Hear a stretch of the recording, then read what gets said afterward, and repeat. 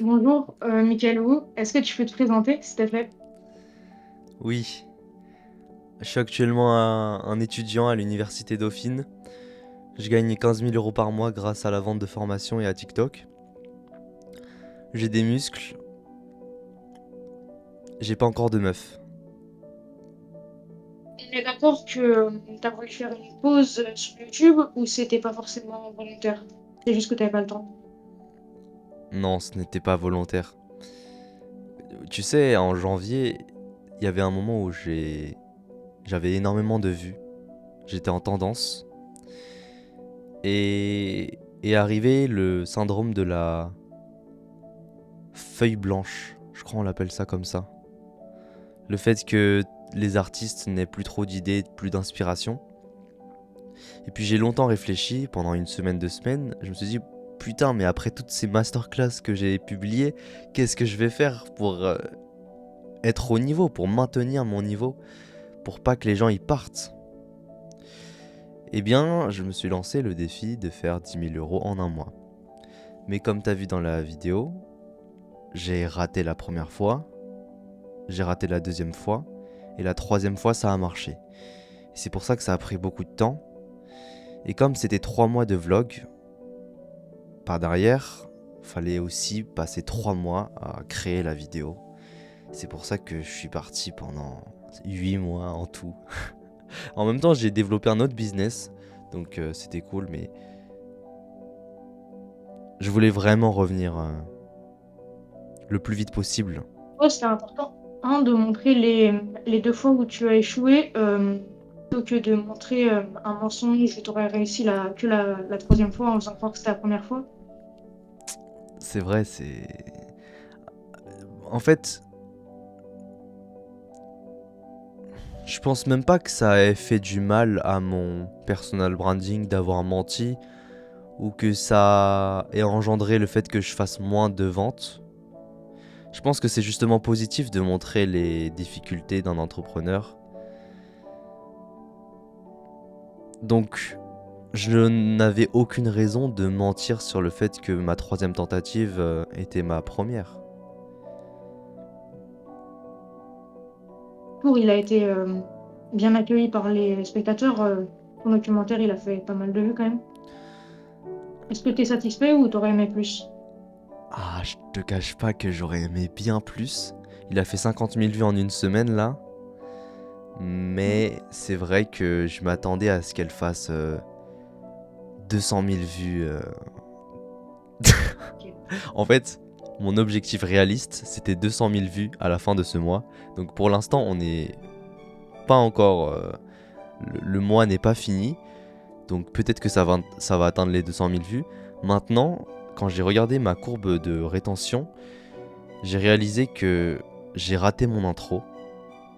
Donc la rétention d'audience a complètement chuté dans les 30 premières secondes. Et c'est là où ça a commencé à stagner parce que à partir de 30 secondes, je commence à parler du fait que je suis très bon dans le business, dans les études et dans la musculation. Et les gens ils sont restés. Donc Tes business, c'était la vente de formation. Est-ce que tu peux nous dire un petit peu ce que tu conseillerais à quelqu'un qui veut se lancer dans ce business? un conseil pour quelqu'un qui se lance dans la vente de formation. Oui. Est-ce que pour toi, il faut se lancer sans avoir forcément d'expérience pour apprendre, ou est-ce qu'il faut être expert et après vendre? Expert dans un domaine, ah, Oui. je, je pense qu'il faut nécessairement être, en tout cas, donner l'impression aux gens qu'on est expert. Parce que tu vends une formation, donc t'es le maître, t'es le professeur. Si tu ne te positionnes pas en tant qu'expert, personne va t'acheter ton produit, c'est normal. Donc si tu n'es pas expert, il faut savoir comment mentir. Il faut mentir sur le fait que tu es expert. Par exemple, si tu fais du contenu sur de la musculation, tu vas pas dire c'est la première fois que je vais coacher des gens. Tu vas dire ça fait 2 ans, 3 ans que je coach mes amis et regarde, telle personne a fait une transformation physique. Il faut mentir. si tu veux directement avoir cette légitimité. Maintenant, dans ma situation, j'avais déjà la légitimité avec les TikTok. Donc, on voit vraiment des dashboards où je suis sur mon téléphone et je fais les. Tu sais, je bouge mon écran. Donc, pour ma part, je n'ai pas menti, mais la plupart de mes élèves, eux, je leur apprends à mentir. Je leur apprends à dire, mec, si tu veux vendre des formations Make Money, tu dois dire aux gens que tu as fait déjà de l'argent, même si c'est pas le cas. C'est du marketing en fait. Oui, c'est du marketing. Après, des gens, ils vont penser que, ils vont dire que c'est pas éthique. Maintenant, je trouve que quand même 99,9% des entrepreneurs ont déjà fait cette pratique peu éthique de mettre des faux avis ou simplement quand on était youtubeur hein, et qu'on n'avait pas beaucoup d'abonnés, on aimait bien tout le monde demander à nos potes de liker nos vidéos, de commenter, ou d'utiliser un double compte pour regarder toute la vidéo afin de maximiser le watch time. Ça, c'était des choses qu'on faisait tous. Et c'est un peu dans la même idée quand tu fais quand tu te vends, quand tu dis bon, moi je suis entrepreneur, j'ai déjà gagné 5 000 € par mois, du coup, viens dans ma formation, je vais t'apprendre à faire ça. C'est un peu dans la même démarche, tu vois. Après, c'est pas éthique, moi je le reconnais. Après, tu sais, moi je dissocie complètement ce côté éthique Enfin, je trouve pas qu'il y ait un problème. Pour moi, là où il y aura un problème au niveau éthique, c'est quand tu vends une formation que tu sais que ça ne va pas marcher. C'est là où Oui. tu sais que ton produit c'est de l'arnaque, mais tu vends quand même. Tu dis, les gars, par exemple les influx voleurs, les traders là. Les gars, vous investissez dans mon action, vous allez gagner 1 000 € ce jour si vous investissez 500 €. Les gens ils investissent. Et en fait, l'influx voleur, il sait que ça va pas marcher. Et il dit quand même investissez, investissez. Donc les gens ils perdent de l'argent. Et lui il s'enrichit. Moi en l'occurrence dans mes formations, dans ma formation Make Money Business, le business plan qui est complètement centré sur le marketing, la vente, il marche vraiment, tu vois.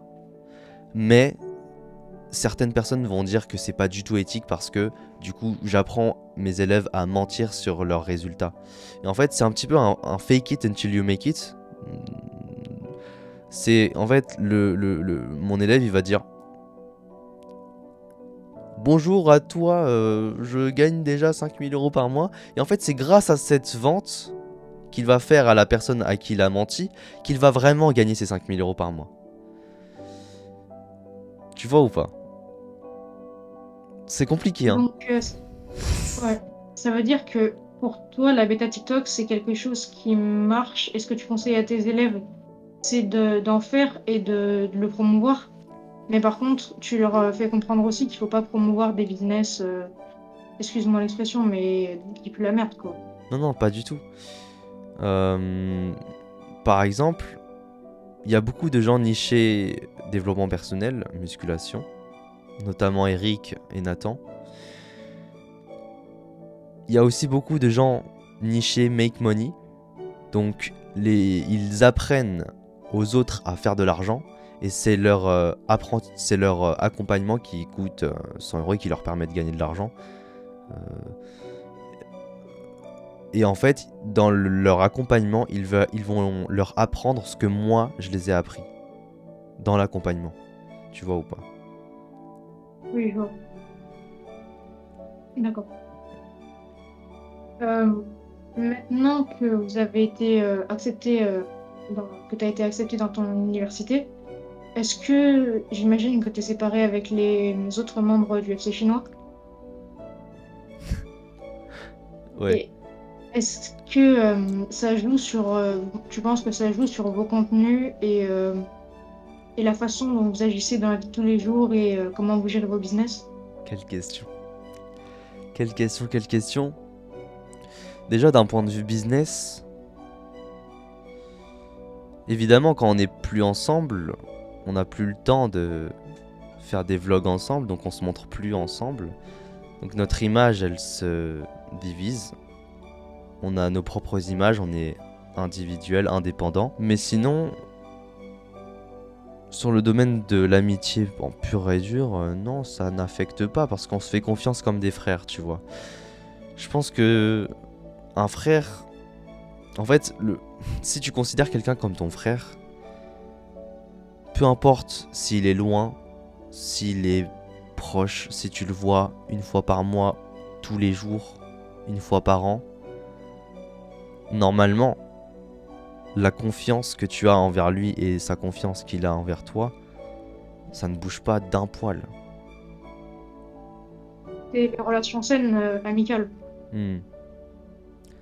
Et au niveau des relations amoureuses, tu m'as dit que tu étais célibataire. Ouais. Est-ce que tu recherches? Est-ce que tu... Non. Dis-moi, quelle est ta situation amoureuse et qu'est-ce que tu envisages pour le futur? Moi, j'aimerais bien trouver la femme de ma vie le plus tôt possible. Mais l'amour ne se force pas. On le sait bien.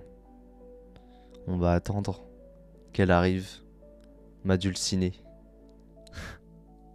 Est-ce que tu peux nous expliquer comment tu arrives à gérer ta vie étudiante? Aujourd'hui, tu es dans une très bonne université. Hmm. J'imagine que tu comptes pas abandonner le business. Comment tu arrives à gérer, accumuler les deux? C'est une habitude? C'est plus dur qu'au lycée, moins dur? Pour l'instant, on est en rentrée encore une fois, on n'a pas encore de contrôle, donc je ne saurais pas te dire si j'arrive à, comme en terminale, réussir à réviser pour le bac et en même temps faire 10 000 balles en un mois. Je sais pas si c'est la même intensité en université pour l'instant. Mais en tout cas, pour l'instant, je gère très bien parce qu'on est en rentrée, tu vois. Il y a moins de charges. Et ton objectif futur, est-ce que c'est plus une voie vers le salariat et la poursuite d'études ou c'est plus du business? Je, je, Vraiment, le salariat, c'est pas fait pour moi, tu vois. La seule raison pour laquelle je suis à l'université, c'est pour le social. C'est pour peut-être trouver la femme de ma vie. C'est peut-être pour trouver des nouveaux frères. Mais sinon, à quoi est-ce que ça va me servir Je pense que j'ai un désir de liberté qui est complètement incompatible avec le salariat. Est-ce que tu penses que le silence ça mène à la réussite ou pas forcément? Est-ce que tu penses qu'il faut parler de ces projets ou pas? Je pense qu'il ne faut pas calculer le fait d'en parler ou pas. Si on te demande c'est quoi ton rêve, tu peux le dire. Moi, j'ai envie de monter ma chaîne YouTube à 300 000 abonnés. Je veux être indépendant financièrement, tu vois. Il n'y a aucun problème. Maintenant, de là à forcer à dire à dire à tous tes potes, oui, en fait, si c'est toi, tu avances la discussion vers ce sujet entrepreneurial et que tu vas, en avançant cette discussion, tu vas mettre en avant tes objectifs, ça, je trouve ça moins bien. Je trouve ça même, je trouve que c'est même pas, non, il y a même pas lieu d'être. Faut pas faire ça en fait. Mais si tu parles simplement d'entrepreneuriat pour apprendre, etc., c'est bien, tu vois. Après, je trouve vraiment dire ses objectifs sans que personne te l'ait demandé, ça, on a l'impression que tu sais, que la personne qui dit son objectif a besoin de reconnaissance sociale, a besoin de l'avis des autres. Alors que non, t'as un objectif, fais-le et voilà, tu vois. J'aime bien tes questions. T'as des Du bonnes coup, questions. est-ce est-ce que tu privilégies le fait de passer moins de temps, par exemple 1 heure par jour à faire du sport et plus de temps à travailler, ou pour toi le sport ça compte dans ta routine et c'est très important? Encore une fois, c'est pour moi, c'est ça. Ouais, pour toi. Pour moi, c'est largement le travail qui va primer au sport. Je fais seulement du sport pour le maintien physique parce que j'ai atteint déjà mon physique de rêve et pour la bonne santé. Mais sinon, j'ai pas d'objectif en particulier. C'est aussi ce qui cause le fait que Je deviens de moins en moins bon à faire des pompes, c'est vrai, je suis moins bon. Aujourd'hui, je ne serais pas en mesure de faire 5000 pompes en 8 heures comme je l'ai fait dans ma vidéo défi contre Lohan. Tu vois. Ça te tenterait de refaire un défi dans le futur avec le FC chinois ou est-ce que t'as pris en maturité, ça t'intéresse plus forcément? Un défi physique. Ouais.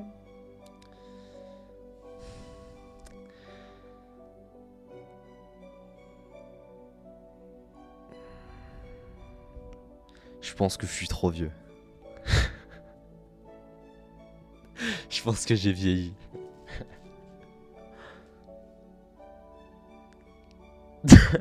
Non, je pense que j'ai vieilli, ouais. Je change de C'est-à-dire question assez que, rapidement. oui, excuse-moi, j'ai pas développé, mais c'est-à-dire que j'ai pas cette énergie de foufou que j'avais. J'ai plus cette énergie de foufou que j'avais il y a un an. Je me suis dit, vas-y, viens, on va faire 40 dips par minute, tac, tac, tac. Viens, on va sauter, on va faire des burpees pendant 10 minutes d'affilée sans s'arrêter. C'est des choses que je faisais vraiment. Et qu'aujourd'hui, je n'ai plus cette énergie de folie. Je sais pas pourquoi, ça vient avec le temps aussi, je pense. Mais je ne regrette pas et heureusement que j'ai fait ce défi des 5000 pompes. Heureusement que j'ai osé, heureusement qu'à 2 h du mat, j'étais encore en train de faire mes pompes. Parce que j'en garde des très bons souvenirs. Puis tu as dit que tu voulais déléguer au maximum ton business de formation. Est-ce que pour ta chaîne YouTube, c'est pareil, tu délègues ou tu fais encore le montage? Je sais pas ce que tu fais. Pour ma chaîne YouTube, je vais faire des vlogs. Donc dans tous les cas, je vais monter moi-même les vidéos parce que ça rend la vidéo ultra authentique. Après, peut-être je me suis très mal exprimé sur mon accompagnement, mais du coup, moi j'aime bien coacher. Je vais toujours coacher. C'est juste que s'il y a trop de gens, je peux pas me diviser et faire multiclonage comme Naruto. Donc il faut que je délègue certaines parties. Par exemple, j'ai Lisa que j'ai coaché à faire 2000 € en une semaine comme tu as vu dans la vidéo. Avec les lives interactifs qui va elle coacher pour faire des lives interactifs parce qu'elle a très bien compris le truc, tu vois. Il faut vraiment que je sache que la personne à qui je délègue le coaching, déjà, qu'elle soit aussi forte que moi. Si elle est moins forte, ça va pas aller, tu vois. Et en tout cas, dans ce qui est business de formation, pour l'instant, ceux qui veulent vendre des formations et développer une communauté sur Internet, pour l'instant, c'est que moi qui coach. Donc c'est juste, pour l'instant, j'ai délégué la partie live interactif, faire des lives interactifs sur TikTok, parce que j'ai remarqué que Lisa, elle était très forte. Je pense qu'elle m'a même dépassé, elle est vraiment trop forte, cette meuf.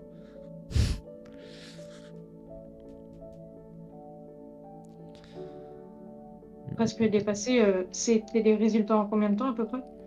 Bah, elle a fait 2000 balles en une semaine avec un compte TikTok live interactif, quoi. Enfin non, c'était pas 2000 €, excuse-moi, c'était 2000 $. Ouais, c'était 2000 $, mais bon, tu, tu convertis, ça te donne une somme astronomique quand même pour quelqu'un qui a rejoint l'accompagnement il y a seulement un mois. Ton prochain objectif en termes de relations, de finances ou de popularité, je sais pas, un nombre d'abonnés par exemple? Un objectif financier, tu dis? Ouais. J'en ai pas parce que l'argent ne fait pas le bonheur après 5000 € par mois. Et à vrai dire, pour moi, l'argent n'a pas du tout changé mon mode de vie. C'est-à-dire que si j'avais pas d'argent ou si j'avais de l'argent aujourd'hui, bah en fait rien n'a changé. Ma vie est littéralement la même qu'avant mon business. À une chose près, c'est qu'avant je jouais aux jeux vidéo et maintenant j'en joue plus. Et je travaille à la place. Mais sinon, mon mode de vie n'a pas du tout changé.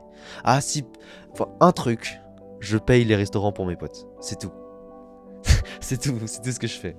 Mais sinon, Et donc, tout ce que tu fais avec ton argent, t'achètes rien ah pour si toi aussi. ou je sais pas. Bah si, du coup, j'ai payé aussi le PC de mon frère. Et je me suis payé un MacBook, mais tout ça, ce sont des investissements. Parce que mon frère, c'est un streamer de 100 000 abonnés. C'est logique qu'il ait besoin de cartes graphiques de ouf et de processeurs de malade. Mais sinon, à part pour les investissements, non, je me fais aucun kiff en fait. Je me fais zéro kiff. C'est l'argent ne part que dans les investissements et dans les épargnes. J'ai tout bouché, j'ai bouché tous les épargnes. Tout est au plafond. Livret A, livret jeune, truc durable, voilà.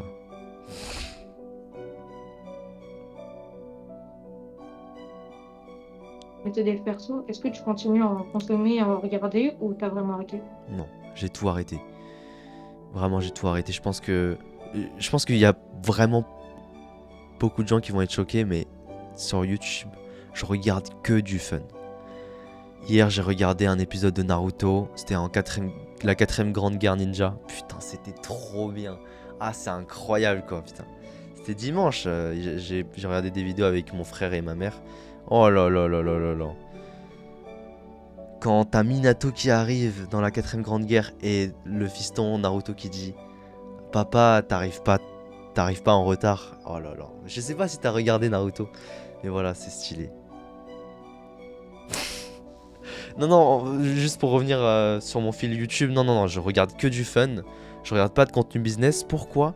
Parce que j'ai remarqué que ça me servait à rien. Étant donné que, en fait, il y a tellement d'informations sur Internet. Et notamment, plein d'informations business. T'as plein de youtubeurs qui vont te dire ouais ça c'est bien, ça c'est bien. Ils vont dire tout et leur contraire. Que à la fin en fait tu vas plus te retrouver dans toutes ces informations et tu ne vas plus respecter cette règle de focus que j'aime tant. C'est de se dire t'as ton business, tu te concentres. Quand tu travailles, tu te concentres que sur ce business là. Tu regardes pas ailleurs. Parce que si tu regardes sur YouTube, il y en a un qui va te dire comment vendre de telle manière. Il va te donner une méthode A, l'autre il va te donner une méthode B, l'autre il va te donner une stratégie de tunnel de vente de je sais pas quoi, et une autre personne qui va te dire non arrête la vente de formation c'est nul. Il y en a un autre qui va te dire faut faire du dropshipping, l'autre c'est MEMA. C'est un bordel. On te dit, on nous dit tellement de choses que je pense parfois il vaut mieux ne pas absorber ce genre de contenu et simplement faire les choses de notre côté et apprendre avec avec un panel d'informations très restreint. Comme ça, on est très focus. Tu vois, il y a des moments quand je crée du contenu, par exemple il y a 3 ans, 4 ans, je me disais, putain, peut-être que je devrais changer de business. Mais je me suis dit, mais attends, ça fait déjà 5 ans que tu crées du contenu, 6 ans, 7 ans, 8 ans. Mais t'as acquis, c'est ça. T'as acquis beaucoup de compétences dans la création de contenu et reste dans ce domaine-là parce que t'es devenu expert, même si que ça marche pas trop. Au bout d'un moment, tu vas réussir à faire percer une chaîne, c'est sûr. Ça fait tellement longtemps que t'es là. Au bout d'un moment, ça va marcher. Reste. Focus-toi. Ne change pas. Ne change pas comme tous les moutons qui écoutent un coup Yomi, un coup Oussama, un coup Michael, un coup Lohan, un coup Hamza, je sais pas. Mais reste sur ton business. Ça, c'est vraiment un conseil que j'aimerais donner. À moins que t'aimes vraiment pas ton business et que ça te dégoûte et que t'es malheureux et que t'as envie de mourir, faut changer. Mais si ta seule envie c'est de faire de l'argent comme moi, reste sur un même business, scotche-toi pendant plusieurs années, parce qu'au bout d'un moment c'est sûr que ça va marcher. Alors que si à chaque fois tu changes, tu t'es pas prêt de réussir contre des gens qui ont 3 ans d'expérience quand t'as un jour d'expérience. Tu vois. Tu es jeune, tu as beaucoup d'expérience et c'est peut-être pour ça que tes vlogs, ils ont cette part d'authenticité, mais en même temps, ils sont bien faits. J'ai beaucoup d'expérience devant la caméra, c'est vrai, mais après, c'est pas parce que j'ai de l'expérience que ça a forcément... En fait, le fait que j'ai pu faire des vues sur mes vlogs s'explique par d'autres facteurs, par d'autres phénomènes que mon expérience. Si tu veux, je peux te raconter un peu selon moi et comment j'ai vu, comment j'allais... En fait, j'ai pré-shot le fait que j'allais percer avec les vlogs. En novembre 2023, j'avais constaté que tous les vidéastes orientaient leur création de vidéos vers des vidéos ultra montées, ultra storytellées, etc. Et je trouvais qu'il manquait quand même énormément de naturel. C'était le prime de Ego, tu vois. Les vidéos ultra montées, storytellées, du coup tout le monde s'inspirait de ce format-là. Et je me suis dit, moi je vais aller à contre-courant. Pourquoi ? Parce que j'ai compris que c'est pas parce que t'avais une vidéo ultra montée que ta vidéo elle perce, mais c'est parce que, ou une vidéo ultra bien storytellée, etc. Mais c'est parce que t'es différent que tu perces. Il faut trouver un élément différenciateur sur lequel se démarquer par rapport à la concurrence. Et tu perces. Et je me suis dit, comment je peux faire pour être différent ? Je vais à contre-courant.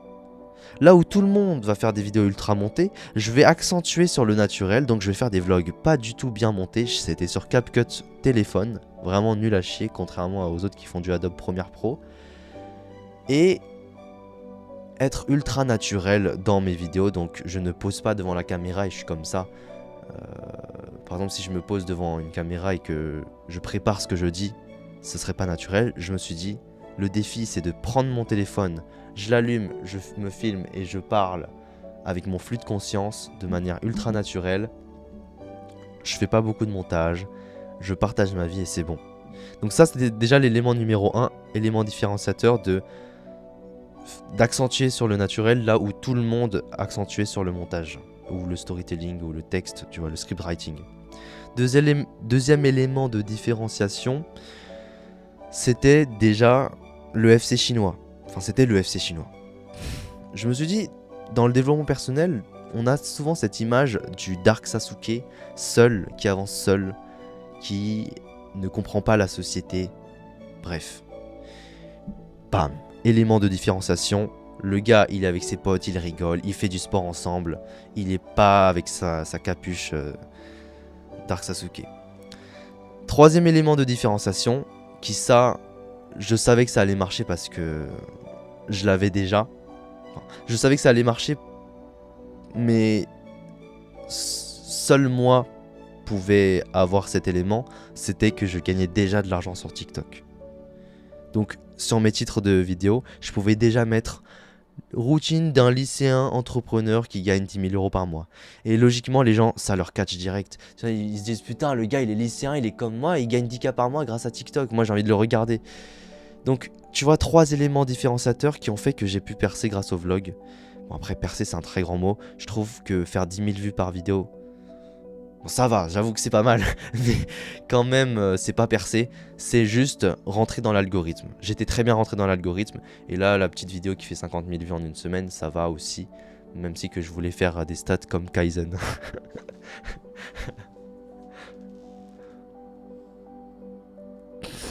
L'inspiration, tu la recherches. Tu sais pas, elle vient comme ça pour tes vidéos.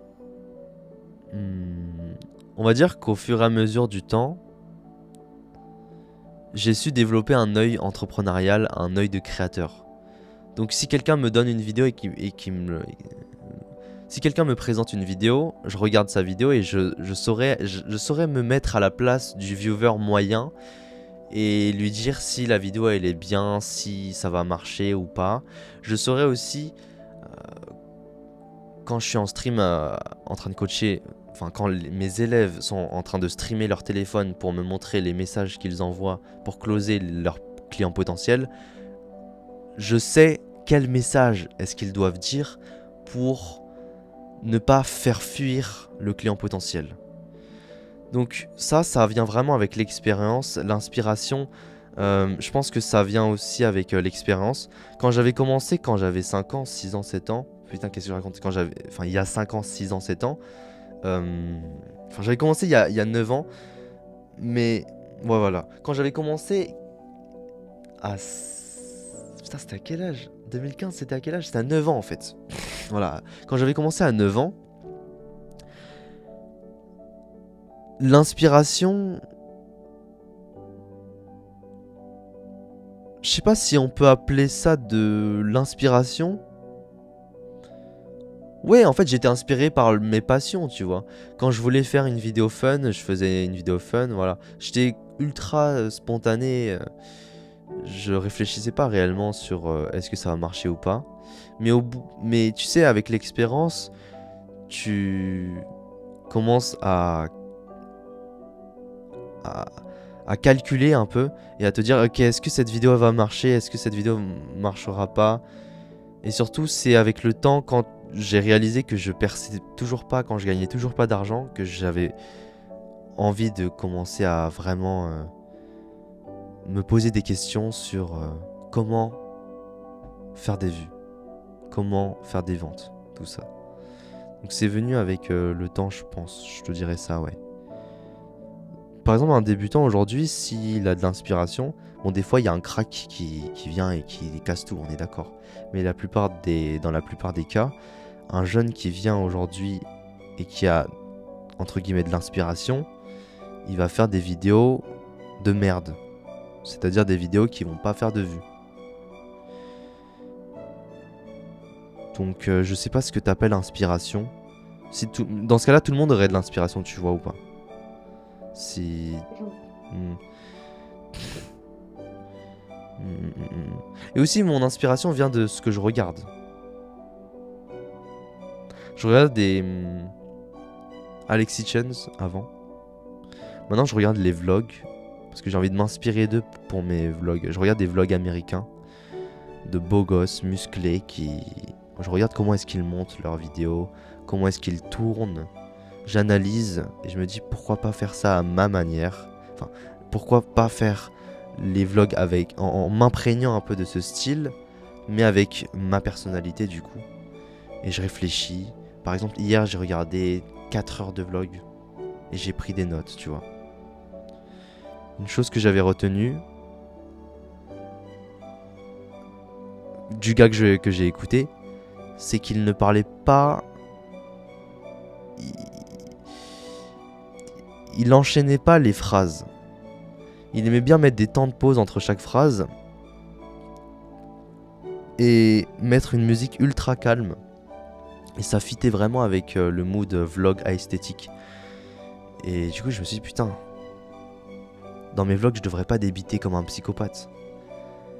Et là, je me suis dit, ok, pour mon prochain vlog, je vais parler plus calmement, je vais ralentir, et je vais mettre des musiques chill, de K-pop aussi.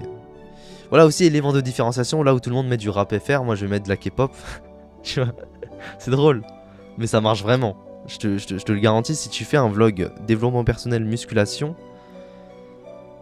si tu mets une musique on va dire, qu'on n'associerait pas à ce mouvement développement personnel, c'est-à-dire si tu mets pas de la funk ni du rap, les gens ils vont se dire putain c'est stylé, il se différencie, c'est original.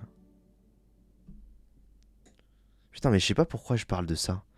Excuse-moi.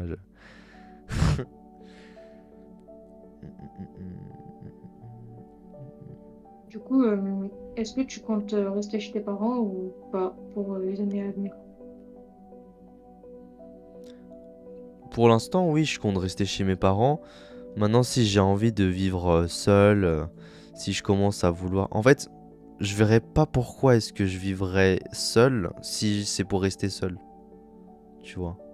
Si un jour j'ai une copine et qu'on va emménager, si un jour j'ai un pote qui veut faire une colocation, pourquoi pas. Mais je ne verrai pas l'intérêt de vivre seul, étant donné que je peux profiter de la présence de ma grand-mère, de mon frère.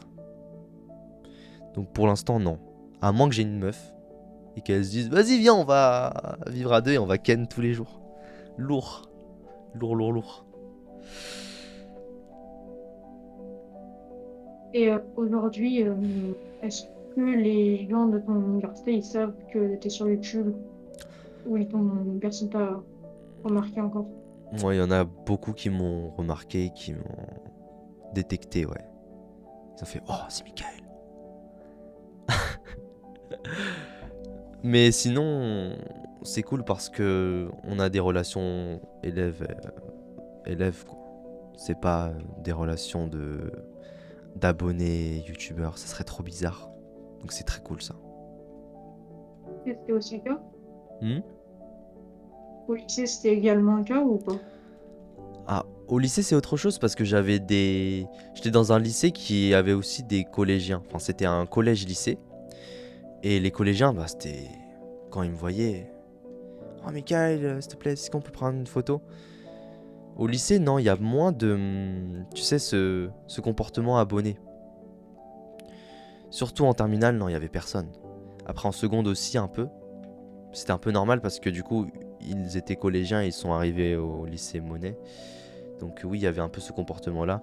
Mais sinon, non, c'était pas du tout dérangeant en fait.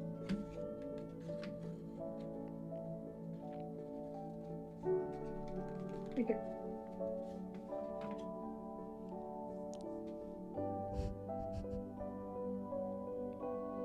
C'est tout bon pour toi ou tu veux continuer autre chose à dire? T'as dit quoi? Moi, j'ai posé toutes mes questions personnellement. Ouais, mais en fait, je m'attendais pas à ce que ça soit une interview. J'ai cru que... Ouais, c'était oui. j'ai- Non, parce que sinon, à chaque question, je t'aurais dit et toi? Et toi? Mais du coup, est-ce que tu veux qu'on inverse les rôles? Parce que du coup, moi aussi, je veux te découvrir.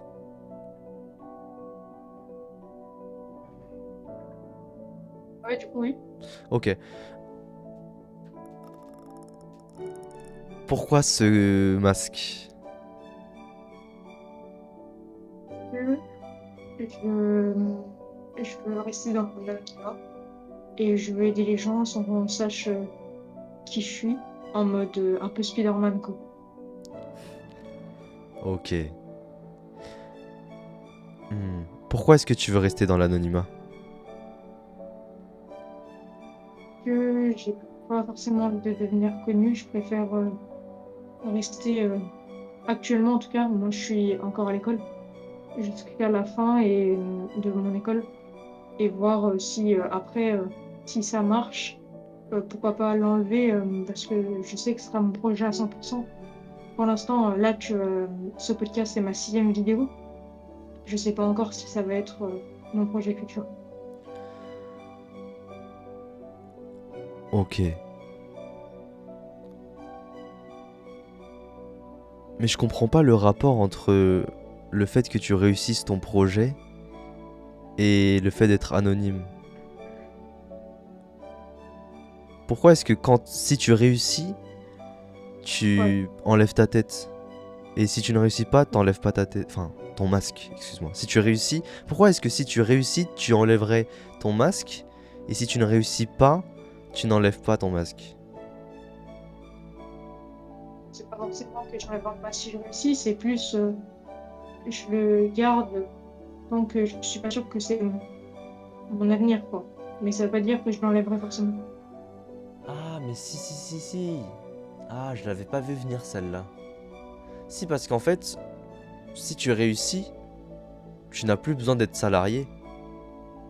Donc tu peux te montrer sur les réseaux sociaux. Mais si tu ne réussis pas et que tu as déjà posté des vidéos et que tu montes déjà ta tête, t'aimerais pas avoir cette image de youtubeur en tant que salarié. Enfin, ça serait bizarre pour les relations futures. Enfin, je comprends un peu. Ok, je vois. Ça joue aussi sur ton avenir de poster sur les réseaux Les beautés, sociaux. c'est un élément de, de différence. Comment tu disais? De Un élément différenciation. pour distinguer. Ouais, de différenciation. Ouais, c'est vrai que, putain, après, t'as des yeux. Mama.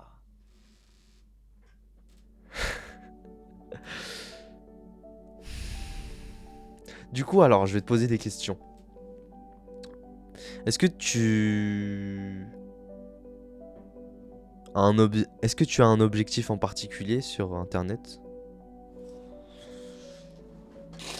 Sur ma chaîne YouTube, ouais, c'est les 1000 abonnés. Ok. Et après, pour mon business, pour C'est quoi l'instant, ton j'ai pas business? généré de l'argent encore, mais C'est quoi ton business? commencer le business TikTok, la bêta. Ah, ok. Moi, je te conseille pas de faire des TikTok vidéos du plus d'une minute maintenant. Je te conseillerais de faire des lives interactifs ou de vendre des formations. Voilà, c'est un petit conseil que je te donne. Parce que les vidéos de plus d'une minute, c'est de plus en plus dangereux. Et comme tu l'as vu dans ma vidéo, Il y a des vidéos qui se font ban, t'as des chaînes qui se font ban, tu vois. Alors que les lives interactifs, c'est 100% original, il n'y aura aucun problème. Et la vente de formation, tu peux vendre des formations à partir des 3 canaux d'acquisition qui sont TikTok, YouTube et Instagram.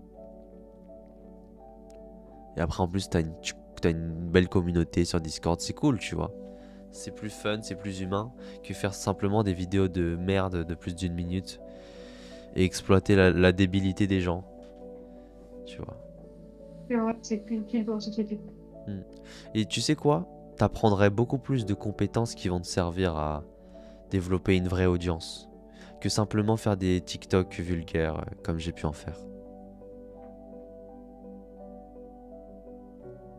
Alors, d'autres questions. Quel âge as-tu? Et pas pour l'instant. Ah ok, bah je ne poserai pas de questions personnelles. Hmm. Comment avoir des beaux yeux? Bah, en fait, faut que ta mère elle soit ultra, ultra belle et t'as des beaux yeux. Waouh. Putain, tu viens de donner le meilleur compliment à ta mère. Ok, c'est cool. Hum,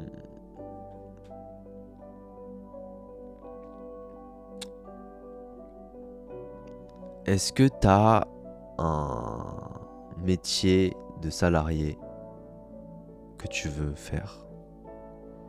Hmm. Non, en fait, le salariat me dérange pas en soi, mais c'est pas mon rêve, quoi. Oui, mais du coup, est-ce que t'en as un ou tu ne sais pas encore? Non, non, je sais pas. Mon projet d'avenir, il est pas clair. Je vois. Hmm. Je réfléchis aux questions que tu m'as posées. J'essaie de les inverser, mais du coup, des fois, je peux pas. C'est des vraies questions, c'est des très bonnes questions, hein, bien personnelles.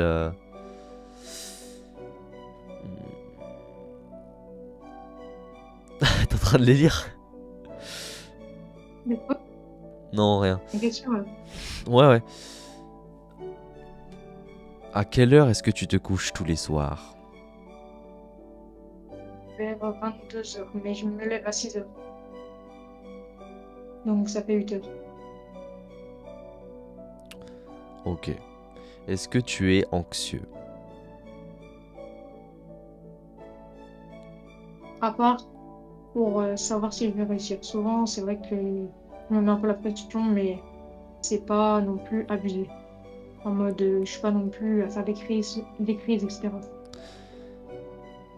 En fait, je pense que déjà le fait que tu dormes bien, ça montre que t'es pas anxieux avant de dormir ou quoi que ce soit. Donc c'est cool. Parce que tu vois, moi, des fois, j'arrive pas à dormir. Parce que je pense trop. Je suis un peu anxieux. Je suis même très anxieux des fois. Mais je ne fais jamais de crise comme toi. Maintenant, je fais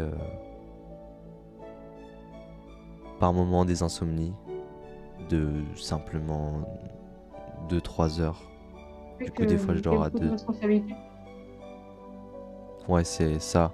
C'est ça, c'est des responsabilités, c'est des remises en question. Ouais, et que c'est vite. C'est des remises en question constantes. C'est est-ce que c'est vraiment ce chemin que je veux emprunter? Est-ce qu'il vaudrait mieux pas que je enlève toutes ces vidéos et que je fasse ma vie tranquille parce que l'intimité ça vaut des milliards? Tant de questions, mais dans la finalité, je sens que je continue à progresser vers la personne que je dois et je veux devenir.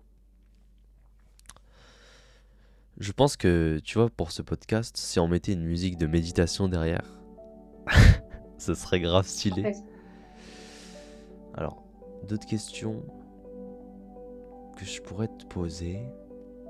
Est-ce que t'as une copine? Non, non. Est-ce que tu veux On en va dire avoir? que Hmm.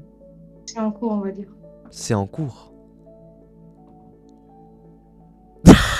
Ouais, T'es en train de pécho une meuf. Comment tu l'as ouais, vue? ouais. Comment tu l'as rencontrée?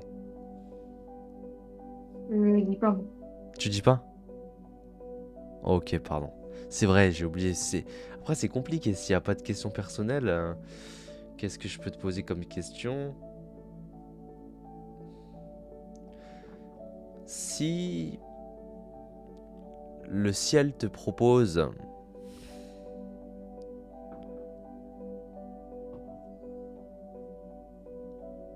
1 million d'euros gratuit comme ça, est-ce que tu le prends? Oui, oui, je le prends. Et qu'est-ce que tu en fais? Je pense que déjà, j'investis dans ma chaîne YouTube pour produire les meilleures vidéos pour aider le plus de personnes possible. Et après, j'essaye d'investir dans des placements sûrs pour mettre ma famille à l'abri, etc. Ouais. Ok. Ok, ok. Donc, tout ce million d'euros dans l'investissement. Ok. Hmm. Avec quoi est-ce que tu es en train de filmer? Après, Un téléphone? ouais, Ok. Quel est quel est ce téléphone? Qu'est-ce que c'est des un questions de merde? Samsung A15. Ok. D'accord? Non, je disais que c'est des questions de merde. C'est trop drôle. Ouais, c'est bon. Mais parce que bon, du coup, je peux pas rentrer dans le dans ta vie personnelle, donc bon. Ouais, je pense que ça va être compliqué, hein.